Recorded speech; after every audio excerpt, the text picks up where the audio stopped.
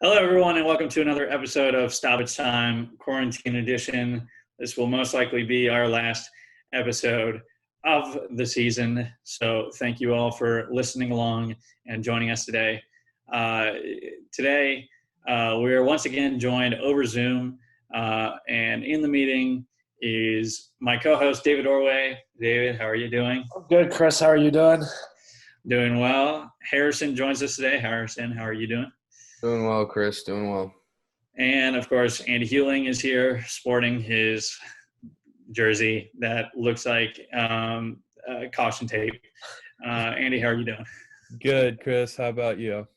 Doing well. You know who's not doing good right now is football, but we're going to get to that. So, first and foremost, the league that we talk about the most, Premier League, held a shareholders meeting yesterday where they again stated that they were committed to finishing the season with government approval. However, the U23 and U18 leagues have been effectively canceled, but the Premier League is set to return in early June and will have some changes, such as playing all games at neutral venues and taking tests every few days to see if the players have contracted the virus.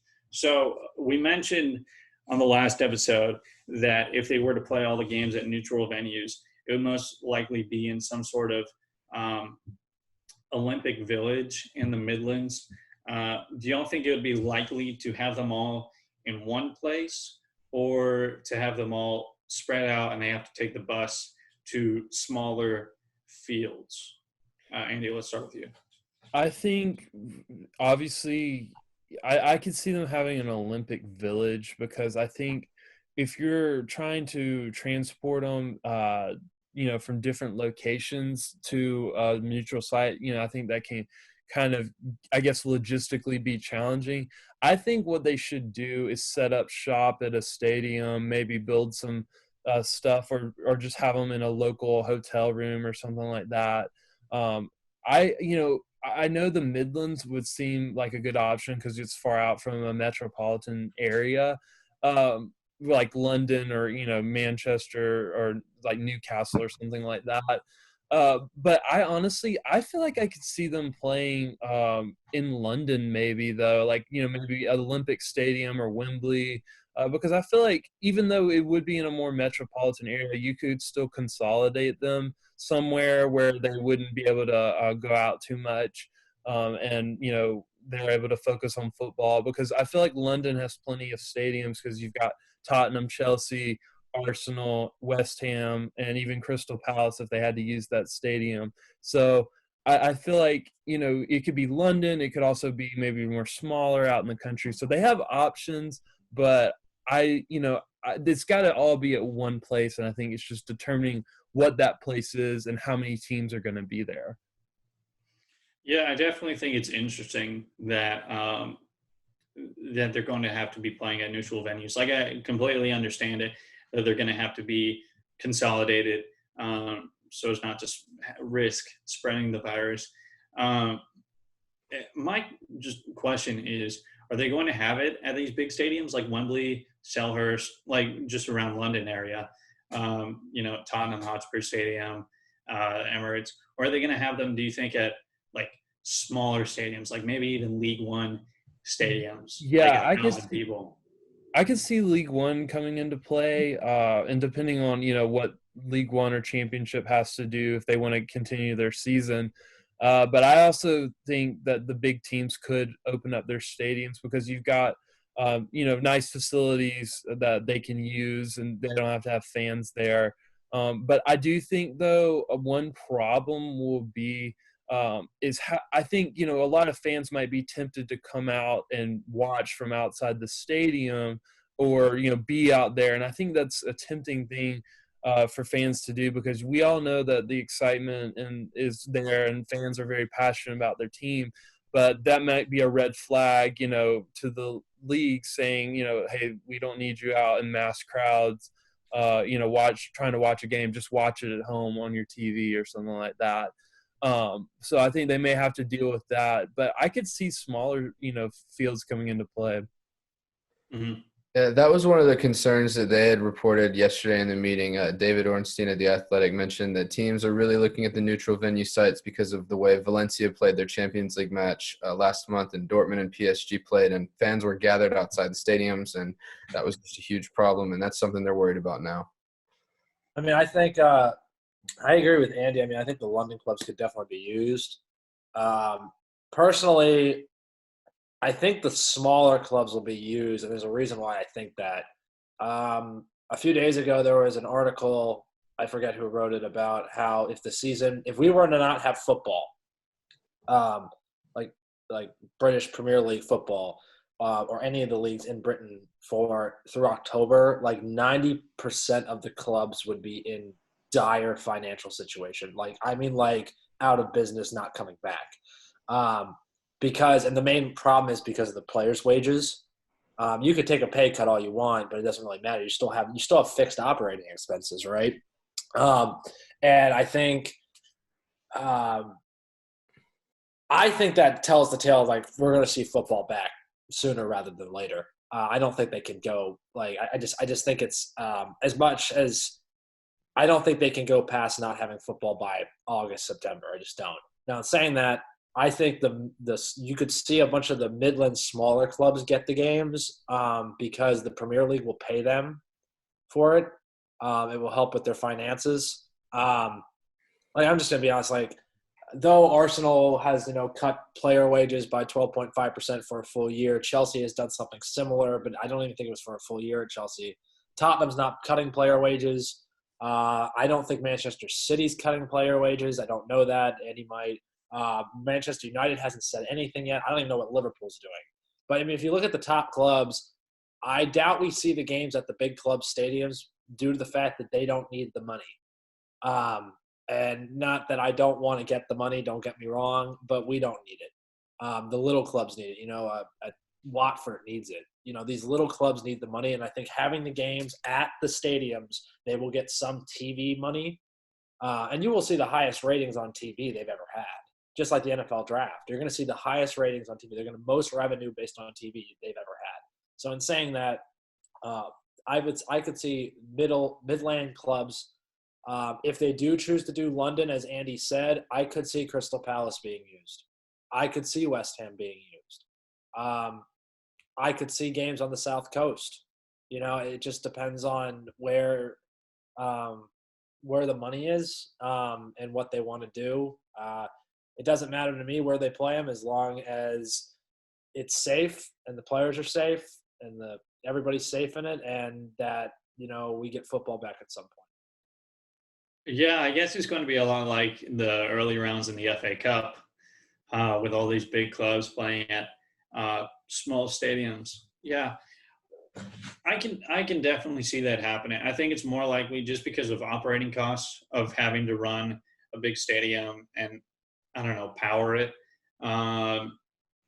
It's going to be a lot cheaper working out of these smart clubs. And as we all know, Premier League is tight on cash at the moment, due to, fans not being able to attend games for the foreseeable future, games not happening at the moment, advertisements, TV rights, all of that stuff. But yeah, that's going to be very interesting. But some other leagues are dealing with this issue in different ways. So let's go over to Spain, where Spain's Minister of Health has approved a plan to test players for the virus and allow them back to training as of this week. And Spain is planning on reopening the country in stages in the future, not at the moment, with one of the latter stages including allowing outdoor events with 400 people in attendance. Not necessarily saying that 400 people are going to be able to come and watch the games, but just that amount of people are going to be able to come and support the game or work at the game.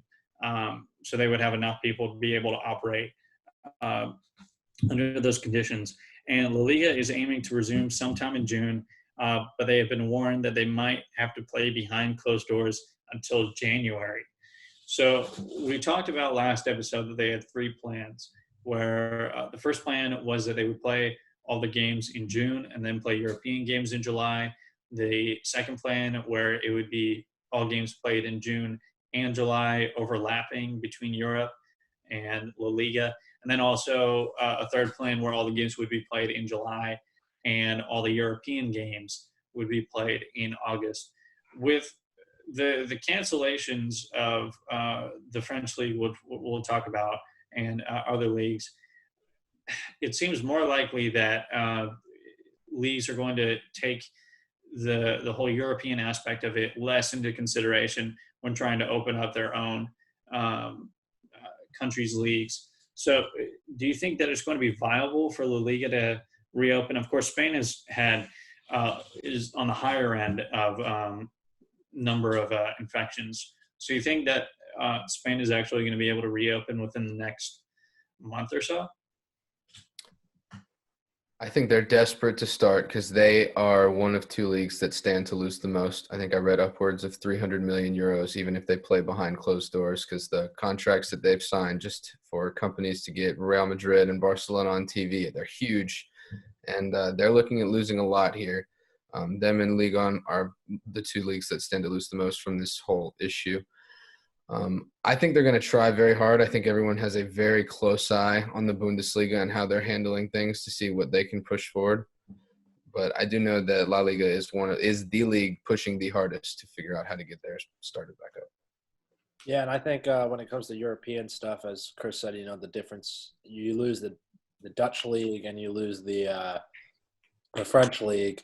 I mean, I know we talked about it last time about how they kind of have to play out the Champions League, but I don't think that's going to happen. Based on the fact that to play the Champions League out, you need everybody. PSG, you need these clubs, and France is not going to let PSG play in it.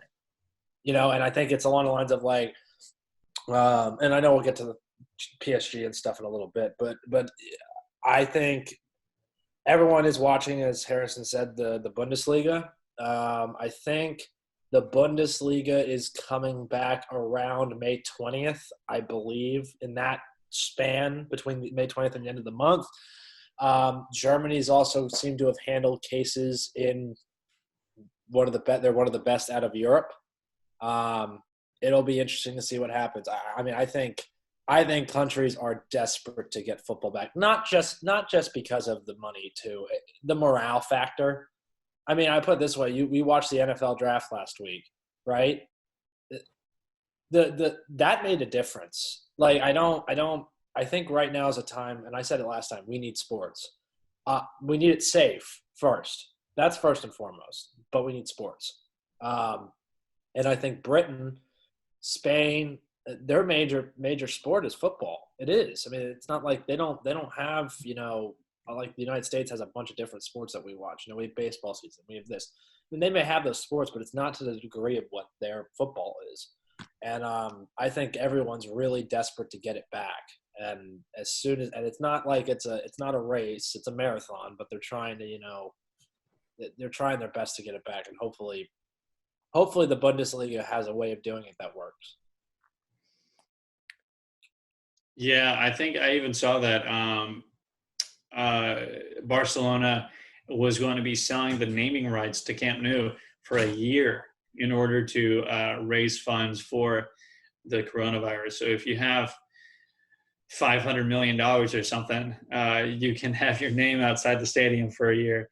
But speaking of the Bundesliga, apparently the Bundesliga may be in jeopardy after 3 members of FC Cologne tested positive yesterday. The club said that they will continue training, and the Bundesliga, with them in quarantine, of course, they didn't say who they were or if they were on the team or not.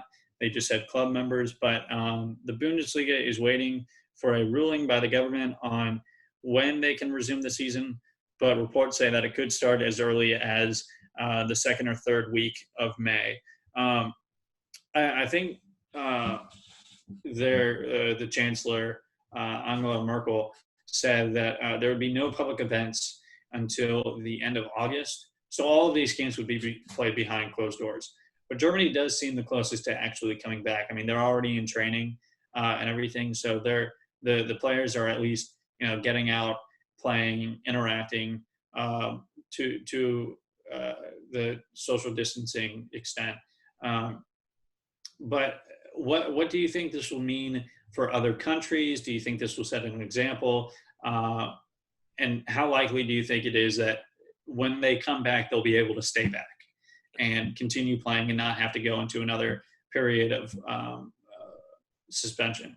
Yeah, I think for the Bundesliga, they are setting an example for other clubs and leagues to follow, because they're able to do the social distancing with their training. I know I saw pictures of Bayern players when they were doing their workout lines. They were all 6 feet apart in the line, so that was kind of cool to see them do that.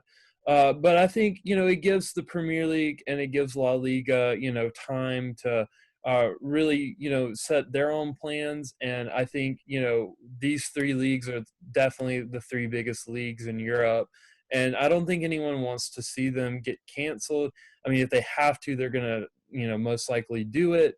But, if there's a way to get it back and get playing again, I think Bundesliga is the way to follow for La Liga and Premier League. Yeah, I agree. I don't know what's going on with the Cologne club. I think I said that right, in Germany.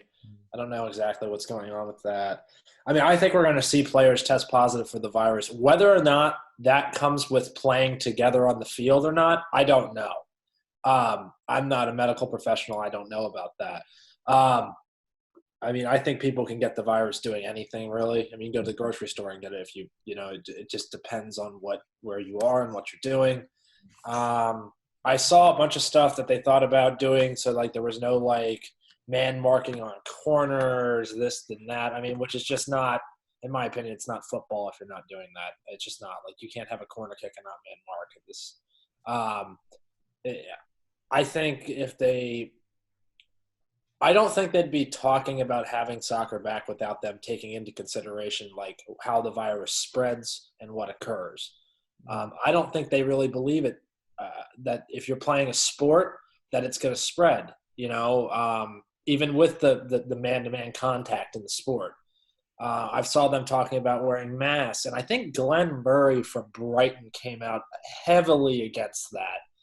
I think he kind of came out and just said it's not even it's kind of a joke that we're talking about playing with masks and playing with not man marking on corners. That's not football. There's no reason to even playing if we're going to do that. And then there's people that come out like Aguero and say I'm scared because, I have a family at home and I don't want to get sick and I don't want to get my family sick. And, and that's a very, that's an honest, and I know that he's not the only one that feels that way. But this is one of those things. It's it just depends on, I think somebody has to try it. And if it succeeds, it succeeds. And if it fails, it fails. You just don't know. Take all the precautions you can, but I think the Bundesliga is going to be the big, test dummy for this. So. Yeah, I'm very intrigued to see how it goes. Of course, I'm very excited for it to come back. But a country that has decided not to push on and give up, much like their military, France has decided to cancel their season due to government actions. Of course, there was a day in between the ending of the season and the confirmation that PSG were to be named champions. Of course, I believe they were 12 points ahead, if I'm not mistaken. So they did have a grip on the title. But the big problem is the 2 teams that were relegated, Amiens and Toulouse, are very unhappy about this, and they are going to be taking action against the league and the government and seeing if they can get out of this. Is it fair to bring them down under the circumstances? Is it fair to relegate them, or do you think that they should have been allowed to stay up and teams get promoted but not relegated and have an increased size next season, or just stay? What are your thoughts on that? I don't necessarily think it's fair, but unfortunately for Amiens and Toulouse, that this is the one league that actually has this written down somewhere. And legally, they're not going to have a lot of ways to get around this. I know Lyon is very upset about missing out on the Champions League, and they're looking to take legal action against that. But this is written down on a piece of paper somewhere with the League One headquarters, and this is the rule that if the season ends, that you use the last table. Yeah, I agree with Harrison. I mean, I personally, I don't think it's fair at all. I just don't. I don't think any team should be relegated this season. Personally, though I feel terrible saying this, if we don't get Champions League back, I'd almost say it'd be – this is not talking about winning the league. That's a little different for me. I think next year should just be a rework of this year. I do, for when it comes to Europa League, when it comes to Champions League, when it comes to all that. And I say that for a reason. That you have some clubs like Atalanta in Serie A that are in the semifinal or they're going to go to the quarterfinal of the Champions League, right? Does that just go away? And when it comes to like Amiens and Toulouse, I feel for those teams. I mean, I think this, as Harrison said, it's on paper, so you can't really get out of it. The Premier League, I don't think we'd see that, even if they decide to go, null and void and all that stuff. I just don't think you'd see it. PSG was up by 12 points. Did they deserve to win the league? There were still, I don't even know, 9 games left maybe. I don't know the answer to that. I don't know if they deserve to win the league. They probably were going to win the league anyway.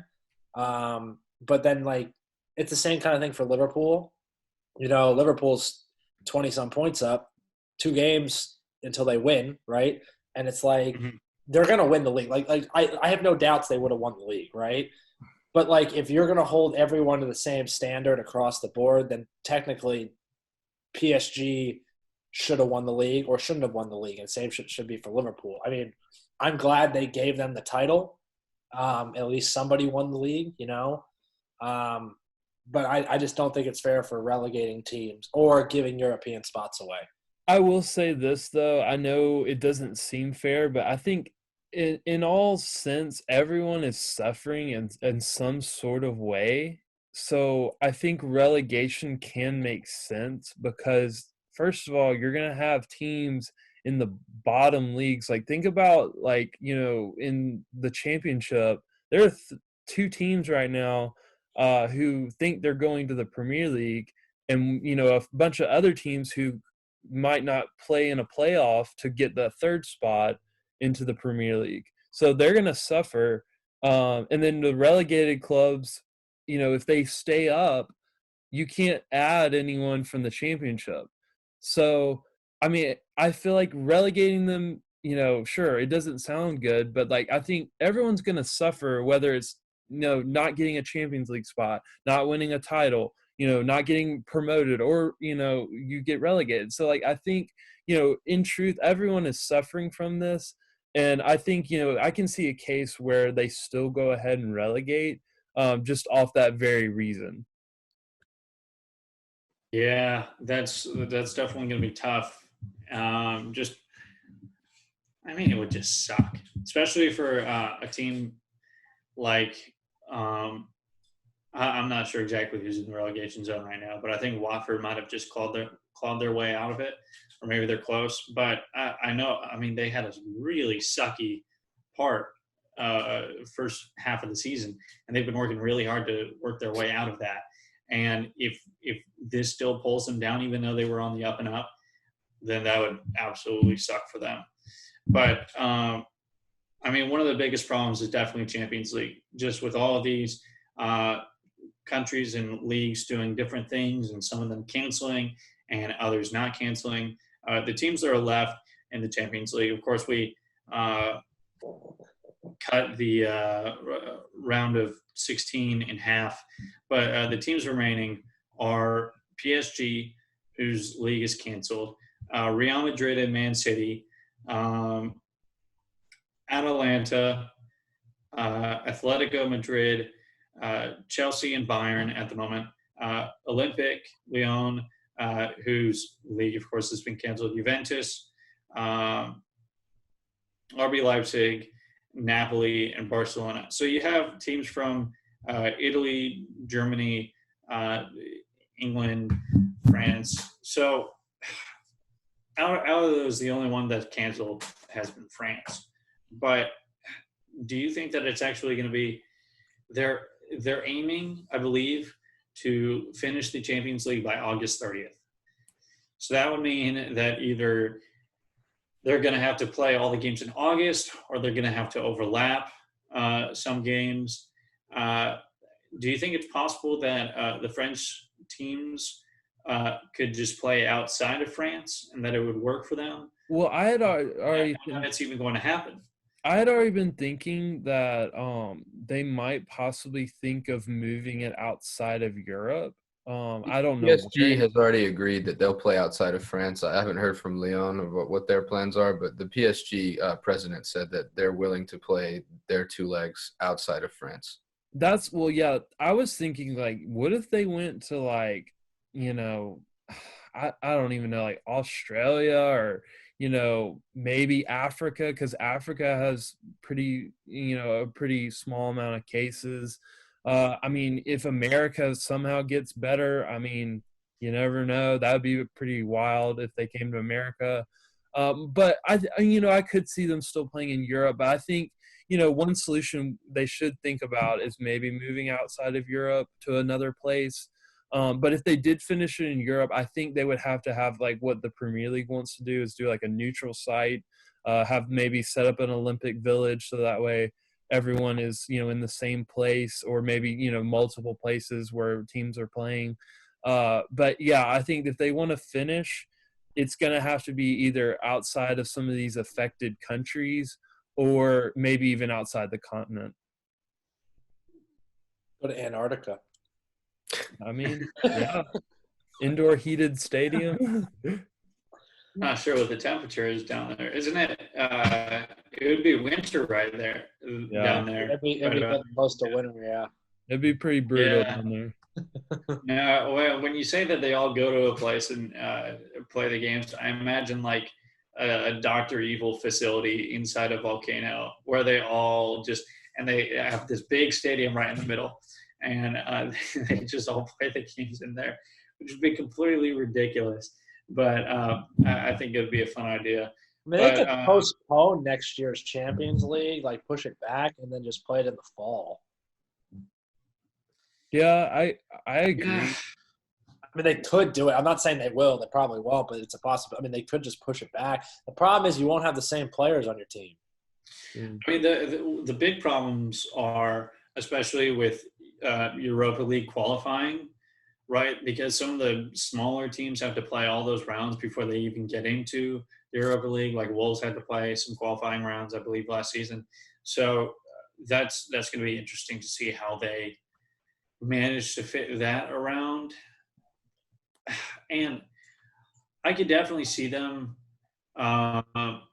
pushing it forward a little bit. I mean, the big problem with that is if they push forward the Champions League. So let's say they get to finish it by like the end of September, right? That means that they're starting all the other games late, and you're probably going to have to play over the winter break. Well, AFCON is over the winter break, right? That's one of the big reasons, and we'll talk about this later, why Liverpool are looking for Timo Werner, right? Because they're going to be losing Sadio Mane and Mo Salah for a potential 5 or 6 games, right, over that period. So like Riyad Mahrez is also going to go. A lot of players. So Aubameyang. So that's going to be an issue. And then the Euros have already been moved to Next summer. And also, I mean, you have the Euros, but you also have the Olympics, right? So, I mean, those are 2 competitions that are going to be potentially overlapping where you're both playing for your national team. And you have to decide who goes where. So this is just a logistical nightmare. What if they just altered the seasons? How so? So this would kind of be – this might be a little too complex, but I look at how the NBA is doing it. The NBA wants to come back, and they talked about pushing back next season, right? Mm-hmm. They talked about pushing it back. So maybe it wouldn't be possible with Euros. I guess maybe it probably isn't possible with Euros because the problem is the summer events for Europe they're always in the summer. But I was just thinking, like, if you just altered the seasons and have them just be that way from here on out, like push back the start of the Premier League season until October and have it finish in August or have it finish in July. Do you understand what my meaning is? Like, I could see in a non-packed year, I could see that happening. But just because of the Olympics, and the Euros, and Champions League, I just see that being a hindrance to big clubs. I agree. And I honestly, a lot of people have been talking about right now is the MLS's chance to get on a European schedule because, they play from March to, about late November now. They used to play till January because of the MLS playoffs, but people are starting to come out saying the MLS should follow the European schedule so that way they can play on the same days that soccer fans watch in Europe to get more kind of notoriety and take on that European schedule. Oh, I would love to go to a game in the middle of January in Philadelphia. Yikes. Yeah. Shoot. I'm just thinking about having to push it back and everything. So I think this could be an opportunity to eliminate the Carabao Cup. I hate it. There's no point in it, and it's just going to take up way more time. And we'll just win it again, so it's okay. Yeah, and no one will care again. But I just don't see – right, if they're going to be taking up so much time, right, Jurgen Klopp was already complaining about that before any of this happened with the whole winter break and everything and how they promised that teams would have a winter break. And then he played the U18s against I don't even remember. But, I mean, if you go into the summer, then you take away the break for the players. And I get that they have 2-3 month break. And even so, there's some preseason games. They're just going to have to scrap the entire preseason. They're going to have to figure out what they can scrap to open up time for everything else. So I'm thinking scrap the preseason, scrap the Carabao Cup, because no one really needs the Carabao Cup, right? I mean, it's just for sponsorship, right? I mean, we just played like all the kids for it. That's why we lost 5-1, 5-0 against Aston Villa. So we played a bunch of 16-year-olds. Of course, those same players beat Everton. So, I mean, and Arsenal. Well, Everton was the FA Cup, but that Arsenal game, 5-5. Oh, I was tired. So, like, there are some good games. But it's a complete waste of time. So you take out that, you take out the preseason, and then you're going to have to take out some qualifying for the Europa League because there's no way that you can play that many games. So I'm not sure if teams qualify based off UEFA coefficient or what. But, yeah, they're just going to have to figure out ways to mitigate that. And that's still a problem with the teams that have canceled their seasons because there are those teams that are going to have to qualify, right? Like Belgian teams and teams from the Netherlands. They're more likely to have to play through those qualifying rounds. So it's going to be a bigger problem for them if they can't play their games. So I think that's going to be something that they're going to have to think about. But a league that has continued to push on during this time is, of course, everyone's favorite, most highly rated, best watched league for the past 3 weeks. It is, of course, the Belarus Premier League, which I know Andy has been watching. I'm not sure about YouTube, but I have adopted a new team. My new favorite team is Slutsk, which is about 60 miles south of Minsk, and they were originally workers for the sugar factory. So there's a lot of good factory teams. There's Bata Borisov, which used to be a tractor and electronics company. There's one, I don't remember exactly which one, but there's one that was like dump trucks. They built dump trucks and other equipment for the Soviet Union, and they made a soccer team. But a lot of great teams, a lot of great scenes, a lot of great games. Of course, Torpedo Belaz is first in the league right now with a game in hand over Slutsk and Ishlok and Energetic BGU. But Yeah, I've watched a few of the games. So I watched all the games I believe last weekend, and I watched a couple of games this morning, and it's very interesting uh, how they play. Not a lot of quality compared to some of the top leagues in Europe, but still very interesting. And they still have fans in the stadiums, which is very strange that they are actually getting. I mean, the stadiums only have 1 to 2,000 seats in most of them, but they're still managing to get, I would say, around 100 people per game. But Andy, I know you've been watching. Who is your favorite team and why? I went did a quiz online to find out which team I should cheer for, and I got Torpedo. And basically, Torpedo, well, it's because they asked me what player I'd start, and I said Kevin De Bruyne, and it matched me up with Torpedo, so I'm a Torpedo fan, I guess. Um, I watched a few games, and honestly, like I have to agree, like the quality's not there, but it's something to watch, and I think the fans are funny, honestly. Like all you can hear is like banging drums that like are so offbeat, but it's just fun anyway.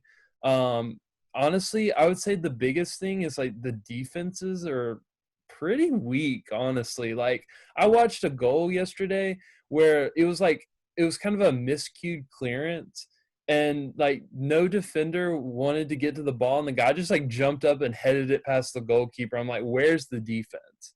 So that's been kind of what I've seen out of this league. Other than that, like it's pretty much like watching the English Championship or something like that.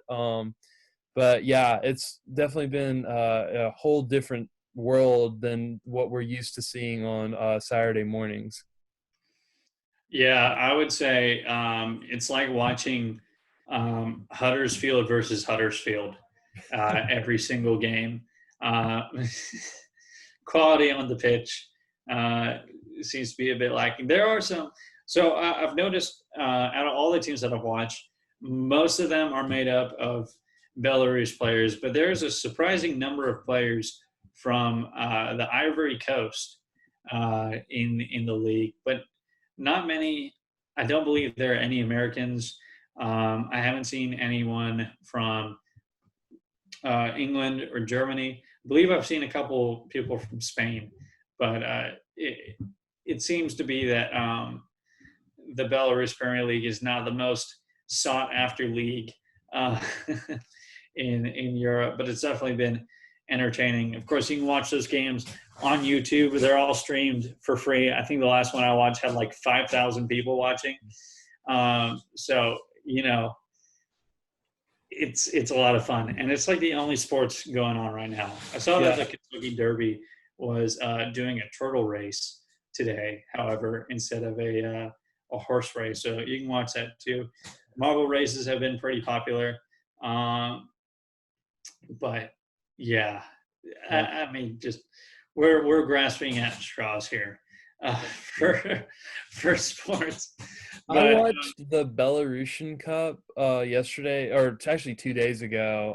yeah, They were playing one of the semifinal matches, and um, who? Oh, I know who it was. It was Dynamo Minsk. I think was playing some team in yellow. I don't know what their name was, but they were up by 2 goals to nil with like definitely over 60 minutes remaining. And they blew a 2 goal lead and lost 4-2. oh, yikes, yeah. Yeah, I'll tell you, and since there's not really a big disparity in quality between the teams, score lines can just go just like that. Mhm. Like you can just come from behind and win games like that. I've seen a lot of easy goals, like you were talking about, um, and there was one player, 99 on some team, who was supposed to be left back. I think it might have been like Smolovici or something, but he was supposed to be left back. But for the entire game, it was like the right back and the two center backs in a line. They were playing like 4-4-2, and the left back would always be like way out here the entire game. He was almost playing like a midfielder. Whenever he would get the ball, like one player would close him down, and he would not see anything. I don't think he made a forward pass the entire game. I forget also that they play English music over there, because like you would think like they would play some kind of like whatever their own kind of music is, or like something that's like regionally popular, but like they play like Zombie Nation, and like they were playing even like Bon Jovi, and I'm like, okay, like I didn't even think about that. I guess they have great taste. Maybe. Yeah, I think their strategy for most games is they might have like one good forward, and their plan, kind of like Newcastle, is just kick the ball as far up the field as possible. And Burnley, I would say, who is it? Chris Wood. They just kick the ball as far up the field to him, and then hope that he scores a goal. That's pretty much the plan for every single team, except for like Dynamo Minsk played well, Energetic played well, Slutsk played well, but like every other team is just kick the ball up the field and hope for something, because there's not too much passing, not a lot of fancy dribbling, but yeah, what do you expect? But anyways, Newcastle is still in the news for being bought out by oil barons. But I think we talked about in the last episode whether or not we thought that they would be able to contend for the title in however many years Manchester City did it in, 4 or 5, I think. But I don't know. Do you know the guy buying Newcastle is like 10 times richer than the guy that bought Manchester City? Well, not specifically him. So his value, I believe his value that they're putting out is the value of the Saudi royal family, right? So they're worth like 270 billion. Yeah, some ridiculous amount, like almost maybe more than Bill Gates. I don't know. If they put most of that money into Newcastle, they could buy like any player they wanted to. Yeah, I mean, I was seeing news headlines. Well, you can hardly call it news. I was seeing tabloids about like Mbappe and Neymar ditching PSG and going to Newcastle to finish the season or something like that. They already want Phil Foden from us. I'm like, Phil hasn't even like finished it really at being at Manchester City, and they already want him. Yeah. Newcastle is going to become the Bayern of England. Just steal all the young talent. They're going to get Foden and Mason Mount. And I hope Mason Mount goes there.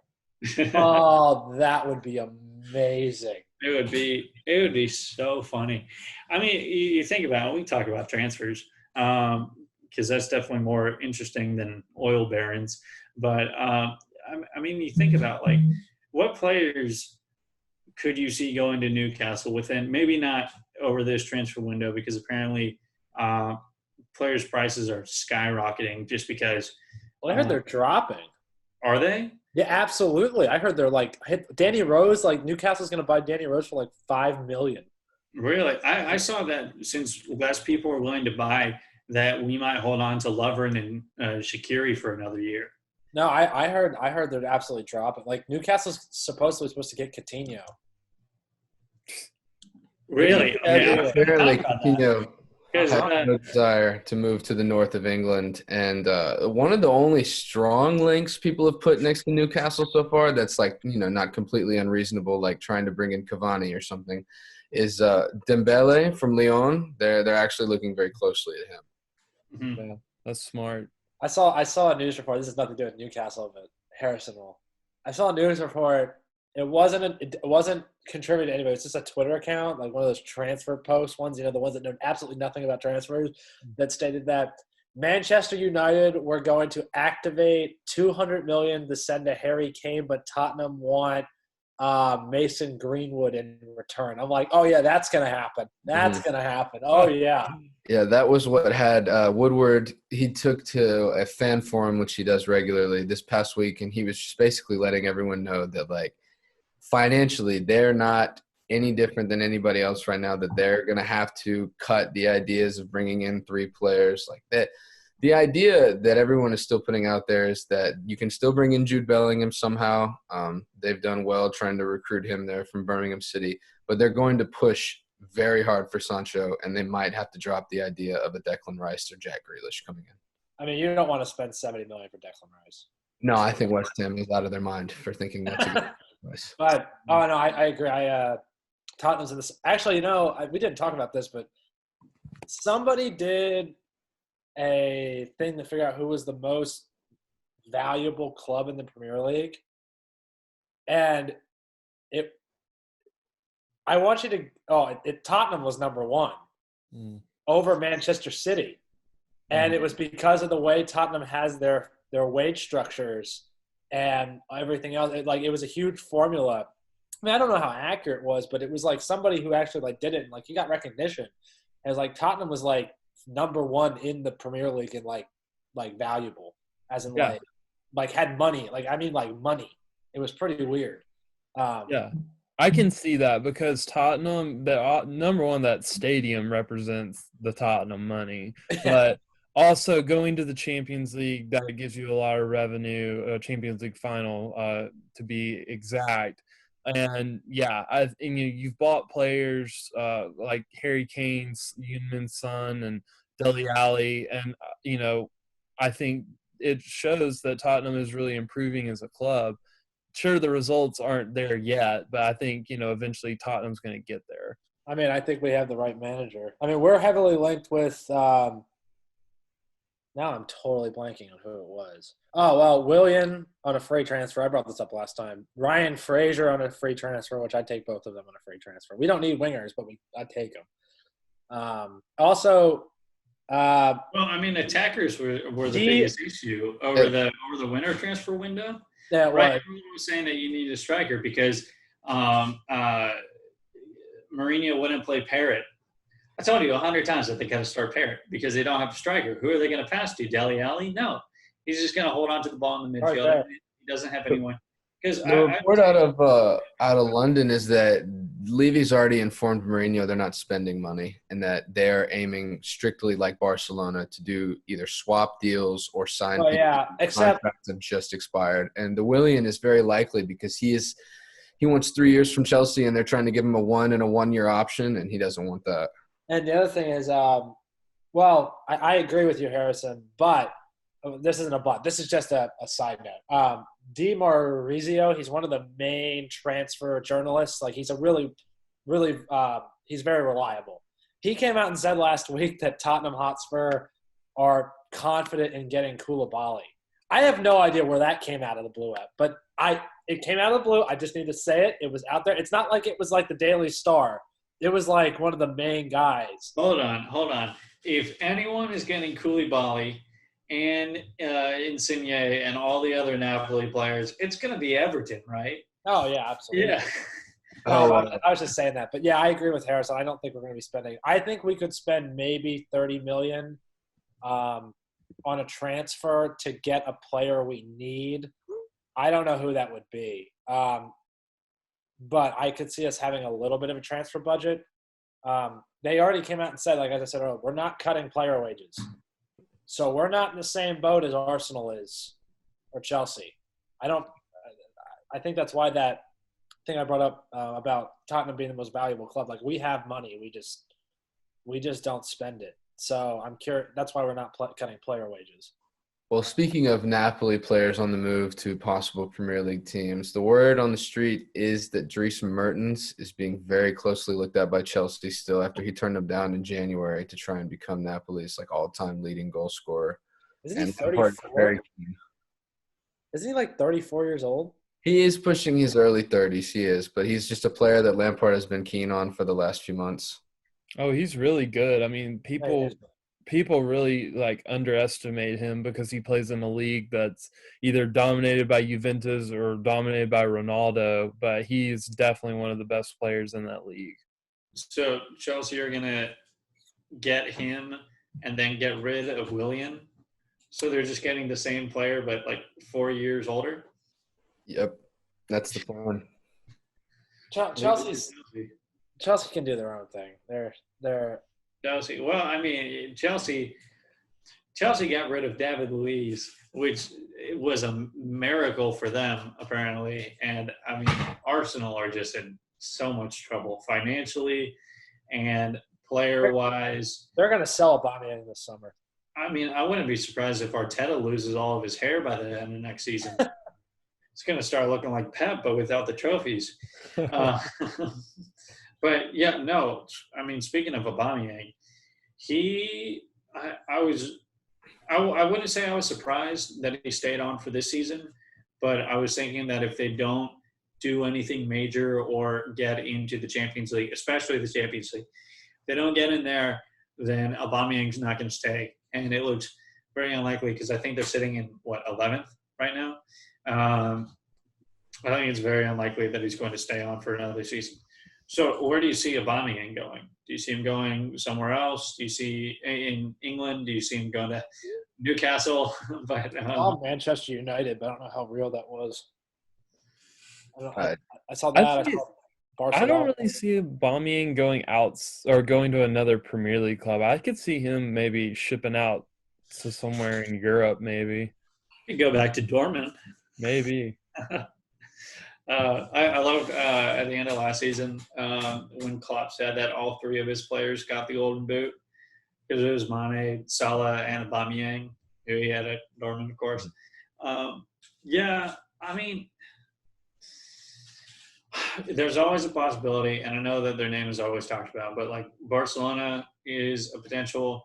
This guy's, Luis Suarez is getting old, and they had to bring in Martin Braithwaite on that emergency transfer debacle thing. I mean, Messi's Messi, but Messi's getting older. But you think Barcelona is an option? Yeah, I could see Barcelona being an option for him because, I mean, he's a good player, and like you said, Luis Suarez is getting old, but Aubameyang brings class, and I think he's done well at Arsenal, but like I feel like he could be used better by maybe a better team and a better system, because he was really good at Dortmund, and I feel like some of his talents aren't just being shown at Arsenal. Yeah, I know that Barcelona are going to really try and offload Coutinho. And I mean, he's been talked about to go anywhere pretty much at this rate. So, I mean, I could see a potential for him. I know that he was heavily linked with Leicester, maybe Arsenal, and I think Tottenham was a rumor, but I seriously doubt that. Maybe Chelsea. The only club that contacted his agents out of England has actually been Leicester. Not even Newcastle has given him his agents a phone call yet. Really? Yeah. It seems like Brendan Rodgers is just trying to assemble the 13-14 squad back at Leicester because he contacted Adam Lallana too, or talking about that because Lallana's going to go. His contract runs out at the end of the season. So Lallana was either going to go to MLS, China, maybe Italy. I heard some talk out of I don't want to say Napoli, maybe Roma. No. I don't know. One of the Italian clubs. But also that Leicester was, pretty viable. So also Leicester are looking to come back into the Champions League. So they're going to – do you think Leicester are going to need more players if they're going to want to even contend for the title next season or get deep in the Champions League? Do you think that they're going to be a real hotspot of movement? I think Leicester, could be a spot for them to be at because, in the Champions League, I guess depending on this whole situation, I think it's really just going to depend on, coronavirus and how that affects. But I assume if they go off the table, Leicester will be in that spot. I think they'll find their way back in the Champions League. They can be a good threat. If Brendan Rodgers gets that team together, because I mean they've got pieces. They've got Vardy and so many other players that can make a difference. But if you add some pieces together in the transfer window this summer, I think that can really help. And I want to pose this question to y'all, but I was kind of thinking about the transfer market's going to be really big this summer because you could see a lot of players want to leave and go to teams that are still left in the Champions League or still left in, in the league trying to win their title. Because, if you think about it, you people could be, tempted to go to like a Barcelona or to a Manchester City or, some team that's already still left in Champions League because they'd have the chance to start at either the round of 16 or the quarterfinal and try to make it all the way to the final. So do you think that that's going to play any impact in the transfer market? Before we get to that, let's give a round of applause to Tanner, who decided to wake up this morning. Hi. Hi, Tanner. How are you doing? Pretty good. I just forgot to set an alarm, and I screwed up. You're completely good. You told me the other day, however, that you did stay up. What was it? 36 hours? I reset my sleep schedule. It worked. It worked. I went to bed at I even went to bed at 12:30 last night. I slept for 12 hours. Dang. I fell asleep at 3 a.m. and I woke up at 5. And then I fell back asleep, but yeah. I'm supposed to go fishing tomorrow, so I'm going to have to wake up at a decent time. So yeah, you got to get them early. Yeah. What were we talking about? So I was asking, we were in the transfer talk, and we were talking about, possible transfers. But my question I was posing was, how big is this whole, the season coming back, and then what teams are still left in Champions League or what teams are vying for their league titles? How much is that going to play into where people want to go? Because you might have a chance that if Champions League, if this season's Champions League was pushed until the beginning of the season, if it was pushed but they could transfer before that. Yeah, the transfer market opened. Okay. And players would have a chance to go play for another team that's in the round of 16 of the Champions League or in the quarterfinal already, or maybe they're trying to go for their league title in the summer. How much is that going to play into where people want to go? Well, so just because nobody knows really what's going to happen, and even when it does come back, I don't think that's going to be as big of an influence as I don't know, just perennial Champions League competition is, because that's already a big deal for a lot of players. That is part of the issue with Everton is we haven't been in the Champions League, we haven't been in Europa League in years, so we have to pay through the nose for players that in order to get good players to come and play for us. So I think it's gonna be an influence, but I don't think you're gonna see people be like, oh, Lyon is still technically in the round of 16. I could go there, but next year, they're not going to be playing in Europe at all. And even the teams that are still in the round of 16, they are I think pretty much any player would be like, oh, okay, yeah, I'm not going to say no to Barcelona, or I'm not going to say no to Manchester City or Real Madrid. There are teams that are going to have those draws regardless. But it will be interesting to see. I feel like there would be something that maybe UEFA would say that you can't use players you didn't have on your roster before the kickoff of the first game or something. At least for the end of the round of 16. That's where the gray area comes in, is where you have players that you might want to bring in this summer and you want to pick up your Champions League. But the rule UEFA has is that your roster submitted in late January, when you have to let everyone know how all the 24 players you're bringing into the Champions League, those are the only guys you can bring in. True. Would they have to resubmit though?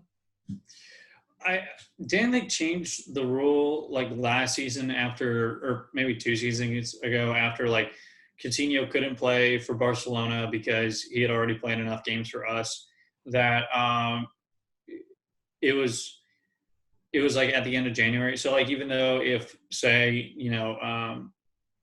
Holland played enough games to disqualify him while he was at Leipzig, he still played for those Dortmund games wasn't that like a recent rule change?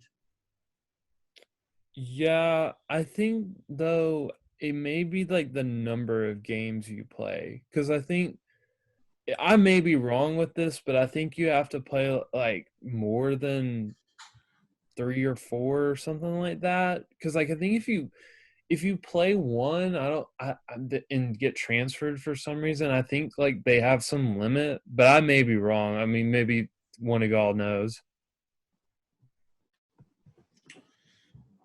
I guess we don't. What is this show? We're supposed to know. All right, we're all professionals.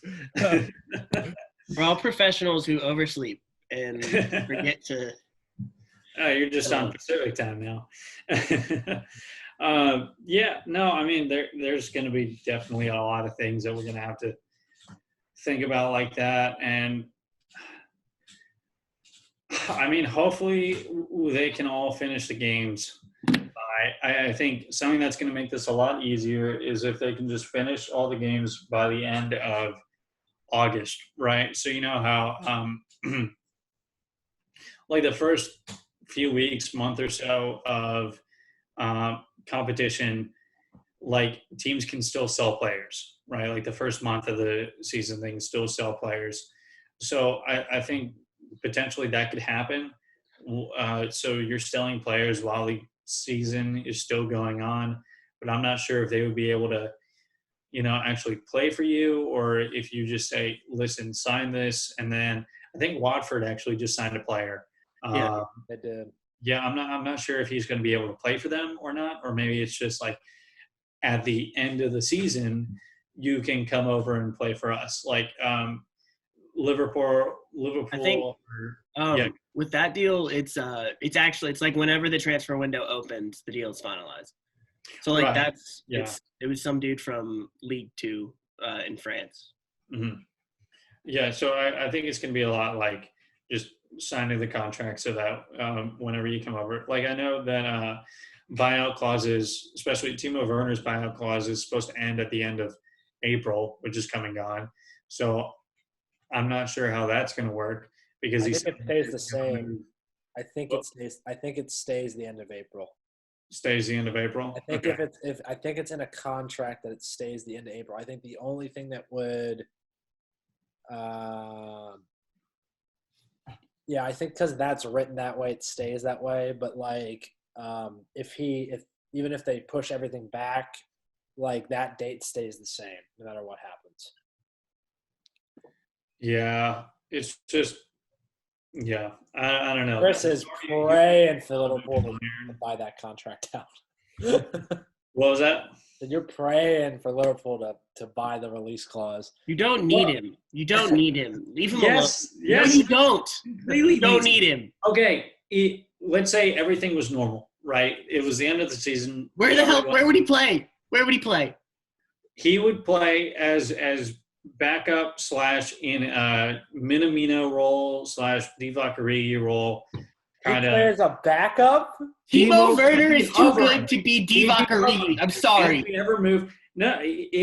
we ever move to the 4-2-3-1, right? So usually like halfway through the season, we move to a 4-2-3-1, where you have to, in our case, last season and the season before, you would have to have Divock Origi in there or Shaqiri in there. Plus, with all the injuries that every team has had, David, you can hardly argue that an extra attacker isn't a bad thing. I'm not arguing it. I'm just saying. So, an extra attacker isn't a bad thing. An extra, like, £100 million world-class attacker but he wasn't is unnecessary and superfluous. Buyout clause was only like 53, right? Okay, but, Tanner, what other position does Liverpool really need that they spend that money on?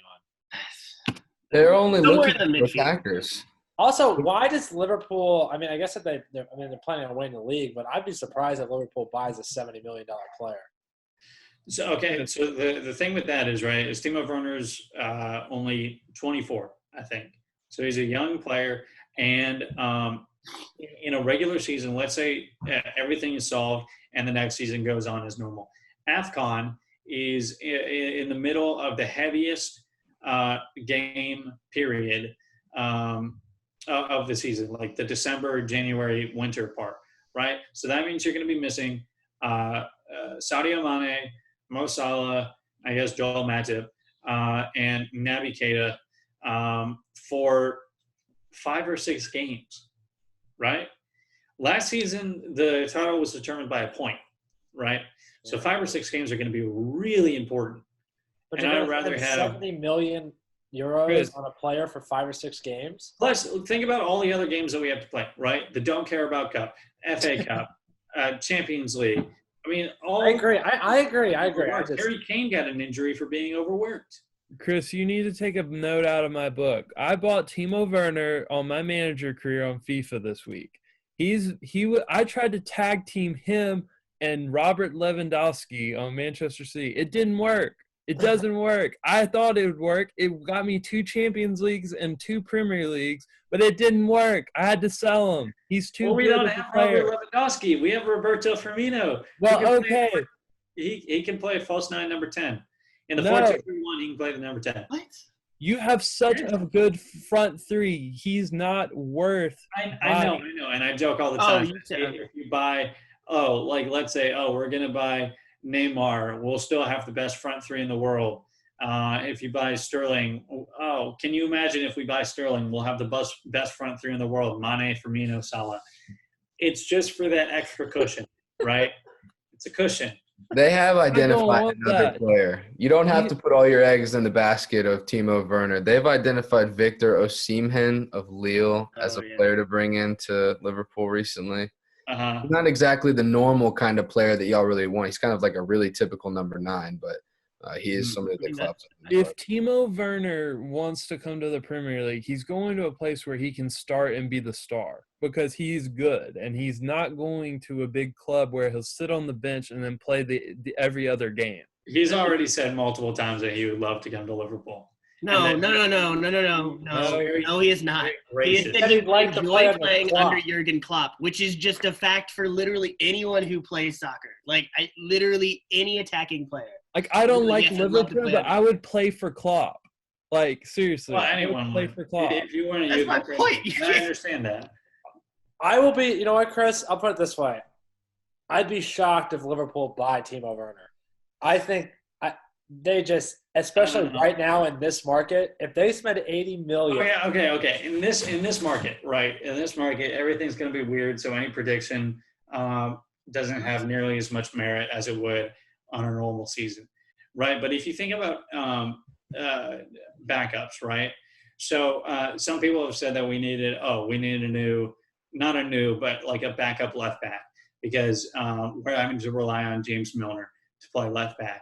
Well, we already have Larouci, who's been playing for the U23s, and he's been really good, right? Nico Williams at right back, we got that cushion. Center backs, we have, I guess, I don't think Gomez and Van Dijk have lost a Premier League game when they both play together, but we also have Joel Matip, who played in the Champions League final last season, and sure, we have Dejan Lovren, and he can be used in the Carabao Cup, but I don't want to start him. Midfield, is he not leaving? Is he not, like, out of contract? Well, okay, so last summer, they were talking about transferring him to AC Milan or Roma, but that fell through, and it ended up working in our favor because we had some injuries. I think Joel Matip and Gomez were out for a little bit, so it ended up working for us. But we also have Sepp Vandenberg, and you know he's on the up and up, and Keanu Hoover is up there. So I think they could definitely be able to fill in that bench seat. But the thing is, I read an article the other day that was saying that transfer moves for like Shaqiri and Lovren are going to be less likely just because clubs are going to be a bit more cautious, especially on the financial side and everything, having to buy them. And Lovren's valued at, I think, anywhere from 15 to 20. And I'm not sure what Shaqiri's valued at. Probably 20 to 30. So it seems less likely that they're going to move. At least those two. Maybe not as an overall transfer market-wise. But then, like, like I was saying, in the midfield, we have backups, right? Naby Keita, Gene Van Oldham, Jordan Henderson, James Milner, um, uh, Naby Keita, and then like players like Curtis Jones are stepping up. And then in the front, Harvey Elliott is going to be the next Mo Salah. Guarantee it. Their play style is almost identical. You can't have any that may be the replacement. case, but that's a lot of pressure on Harvey Elliott. I don't think that he'll have to be Mo Salah. He may be good, but I don't think he'll be Mo Salah. I think we're just going to have to wait and see. I mean, he was the youngest Premier League player to debut, and he was good. He was good enough at Fulham to get us to get him this past season. So I think his play style is very similar, and I think if you give him the opportunity to grow in that, he's going to get really good. But then you have like our only true striker, right? So we have Divock Origi, and Ryan Brewster is out on loan. So you can argue that we have enough players, but I definitely think that if there's any spot where we need some protection, it's going to be in the front three, right? Because Timo Werner is better than Divock Origi. No, just based on what you have said, it's center back.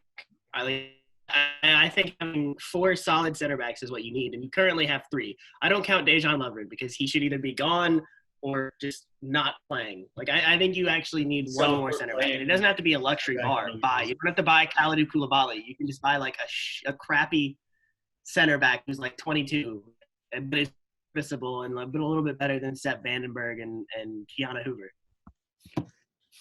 Yeah, sorry, that's my opinion. I just think that Timo Werner is going to be good, and he's going to be good. Yeah, he's going to be good. He's too good to sit on the bench. But he's not going to be sitting on the bench. He's too good to not play every game. Okay, the big thing with Klopp, right, is that he's been tired of the Premier League not having a break, right? So that's why he played the 18-year-olds for that 2-week winter break that the Premier League had. And his biggest issue is that he's having to play Sadio Mane, Mo Salah, and Roberto Firmino for every single game, right? So you have to play them. How dare you have to use your best players in the game? How dare they do that? Okay, that's not the problem. The problem is they're going to get injured, right? They're going to get injured like Harry Kane got injured, right? Because all of the injuries that happen or the majority of the injuries that happen over like December and January were due to overuse, right? So he's going to want to he needs someone who is very, very reliable to come in and be able to play in that system to the same caliber as the front 3. And I don't think Shaqiri or Origi, definitely not Elliott, Ryan Brewster, are at that caliber. So if you're going to have a player that's at that caliber that can play in the Roberto Firmino role, which he's been playing more and more actually this season for Leipzig, kind of dropping back. I saw a video from Bundesliga where he 2 seasons ago was playing very forward and not interpreting enough space, but he's dropped back. I wouldn't say almost like Muller, but kind of similar. So he can definitely play that role. And there's no one who can replace Roberto Firmino, but Timo Werner is going to get close to playing that same role. All right. Well, I get what you're saying. I understand why you want him. Like everybody would want him. Like that's obvious. I just think that there is a middle ground between like Divock Origi and what you have, and like Timo Werner. Like there is somebody in the middle that would be more financially smart to get, and it would make sense for the player too. I just think that Timo Werner. Obviously, he'd love the chance to play for Jurgen Klopp and Liverpool and potentially win the Champions League, the Premier League, whatever. But would he be okay with doing that, having played like 25 games in a year instead of 40? Which I am not sure that he would be. He's a young player who wants to play as many games as he can, and he's a player that's good enough that he deserves that. Is what my main stick up on the issue is. I just think there's somebody that you could get for like £40 million who would be just as good, like Victor Osimhen that Harrison mentioned. I think he's not Roberto Firmino. He'll never be Roberto Firmino, but he is really, really good. And he could possibly come in and shift your formation to a 4-2-3-1, where Firmino would end up playing as a strictly as a number 10. And I seen him would be up top. But that's just my opinion. Yeah. I mean, that's a question to ask him. And I can't answer that for him if he wants to play on the bench or not. But, yeah. Who else? There's some chats. Okay, so who do you think Jadon Sancho is going to go to? Manchester United. Yeah, I think United. Really as like well. it? Yeah, I don't think anybody else. He's going to United. There's not even a question. He's not coming back to City because he the was Chelsea links have gone quiet, very quiet for quite a while. Well, Chelsea went quiet after they got Ziyech, right? Because, I mean, they already have so many young attackers, right? They're going to get rid of Giroud and Willian. They extended Giroud's contract another year.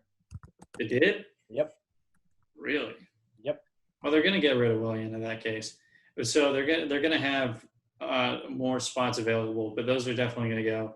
Lampard definitely wants to play the younger players, and they already got – well, now they got Ziyech, Pulisic, Tammy Abraham, Mason Mount, Hudson-Odoi. Like, they have enough players, I would say, for that. So I don't see Sancho going to Chelsea. I mean, he's going to go to United. There's not even like I don't even think it's like United's going to spend what's going to need to be spent to get him, and that's all they're going to buy this summer. Yeah.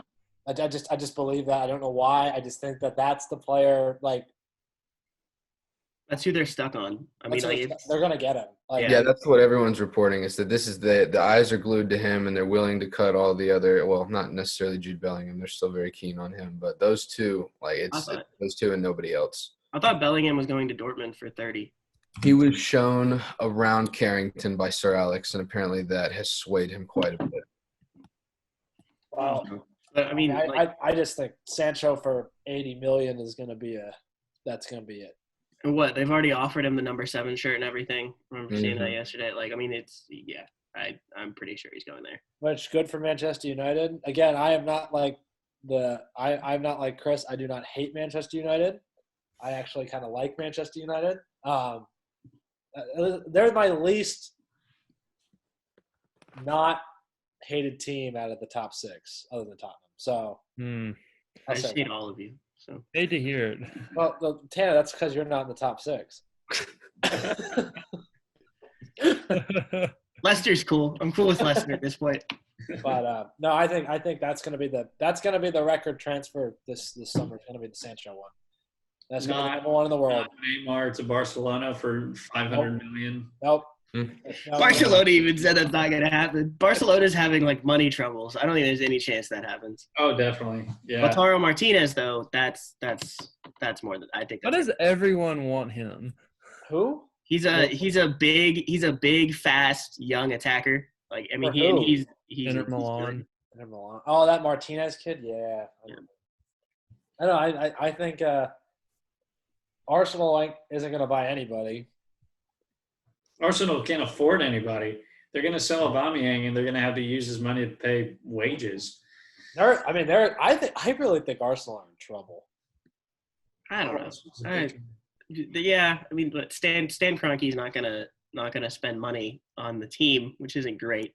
But No, I think if they sell Aubameyang, which I don't think they should, but they may end up having to because Aubameyang deserves better. I heard they're gonna sell like Aubameyang and possibly another big player. Yeah, but if they do that, then they have to shore up their back line. They have to sign at least a good center back, just one. They're getting Salih. They're getting that kid back from Yeah, they have to. Salih from Saint Etienne. Like they have to sign at least one solid center back. David Luiz cannot be your best center back option at this point. At this point in his career, they're gonna sign somebody that's not that great. No, I wonder how David Luiz and Guendouzi's hair is doing at the moment. Probably down to their chest at this point. Dude, I hope they sell Guendouzi. And I just never need to see him again.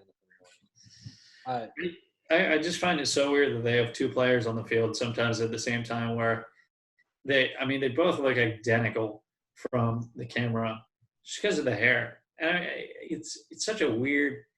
You think they give each other tips on that? No. No. They probably figure it out some way. Yeah. Where if they sell Guendouzi, where do you see him going? France. Yeah. I don't know. Arsenal's in a lot of trouble right now, and they're just going to have to figure that out. But I think that's going to do it for us for the last episode of the season. Thank you again to everyone for joining us. Remember, stay safe, and hope that football is back as soon as possible.